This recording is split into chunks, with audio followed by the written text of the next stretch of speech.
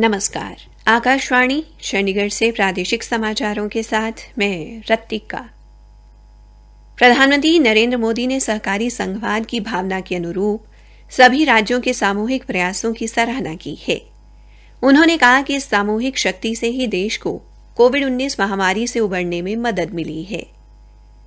कल नई दिल्ली में राष्ट्रपति भवन सांस्कृतिक केंद्र में नीति आयोग की शासी परिषद की 7वीं बैठक को संबोधित करते हुए श्री मोदी ने कहा कि प्रत्येक राज्य ने अपनी क्षमता के अनुसार महत्वपूर्ण भूमिका निभाई है और कोविड के खिलाफ लड़ाई में योगदान दिया। प्रधानमंत्री ने कहा कि भारत का संघवादी ढांचा एवं सहकारी संघवाद कोरोना काल के दौरान पूरे विश्व के लिए एक मॉडल बना। भारत ने विकासशील देशों के लिए सशक्त संदेश दिया कि सीमित संसाधनों के बावजूद चुनौतियों से विजय पाना संभव है।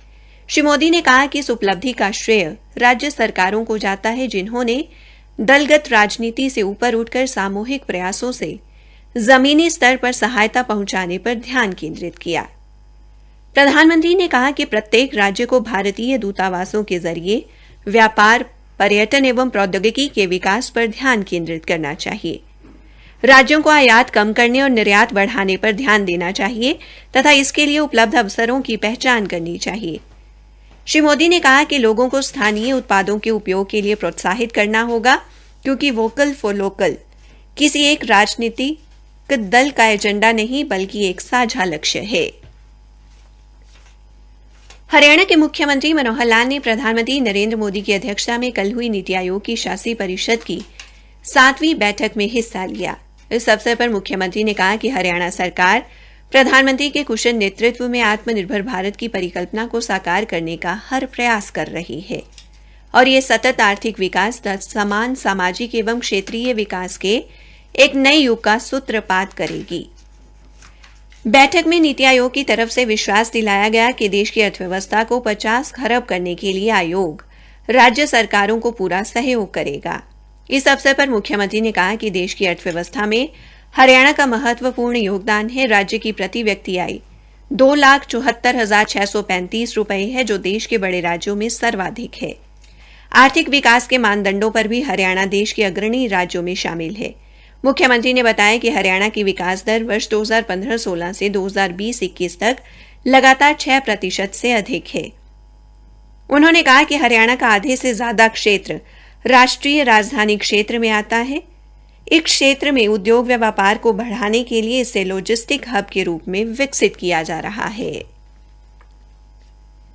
प्रधानमंत्री नरेंद्र मोदी ने राष्ट्रमंडल खेलों में मुक्केबाजी में रजत पदक जीतने पर सागर अहलावत को बधाई दी है।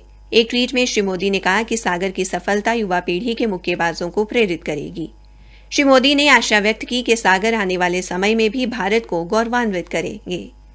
प्रधानमंत्री ने कहा कि देश को बैडमिंटन के युगल मुकाबले में कांस्य पदक जीतने के लिए ट्रीसा जॉली और गायत्री पर गर्व है। श्री मोदी ने कहा कि राष्ट्रमंडल खेलों के लिए रवाना होने से पहले ट्रीसा ने उन्हें गायत्री के साथ अपनी दोस्ती के बारे में बताया था, लेकिन उन्हें नहीं पता था कि पदक जीतने पर वे कैसे जश्न मनाएंगी। श्री मोदी ने आशा व्यक्त की कि अब उन्होंने इस बारे में योजना बना ली होगी।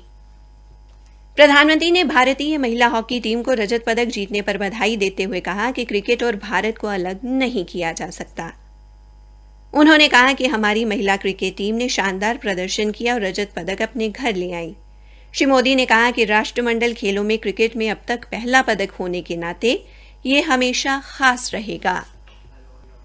केंद्रीय आयुष मंत्री सर्बानंद सोनोवाल ने राष्ट्रमंडल खेलों में हरियाणा के खिलाड़ियों के ज्यादा पदक हासिल करने पर खुशी जताई है और खिलाड़ियों को शुभकामनाएं दी हैं। उन्होंने कहा कि हरियाणा के खिलाड़ियों ने राष्ट्रमंडल खेलों में सबसे ज्यादा पदक जीतकर प्रदेश व देश का नाम रोशन किया है। श्री सोनोवाल कल रोहतक में पत्रकारों से बातचीत कर रहे थे। हरियाणा के विकास एवं पंचायत मंत्री देवेंद्र सिंह बबली ने पंचायत विभाग के अधिकारियों को 90 दिन में प्रदेश के विभिन्न गांवों में 1207 ई-लाइब्रेरी शुरू करवाने के निर्देश दिए और कहा कि इस काम में किसी भी प्रकार की कोई ढिलाई न बरती जाए। उन्होंने कहा कि प्रदेश में ई पुस्तकालय जिम महिला संस्कृति केंद्र के लिए विकास एवं पंचायत विभाग ने 3,500 भवन चिन्हित किए हैं। इसी के साथ प्रादेशिक समाचार समाप्त हुए।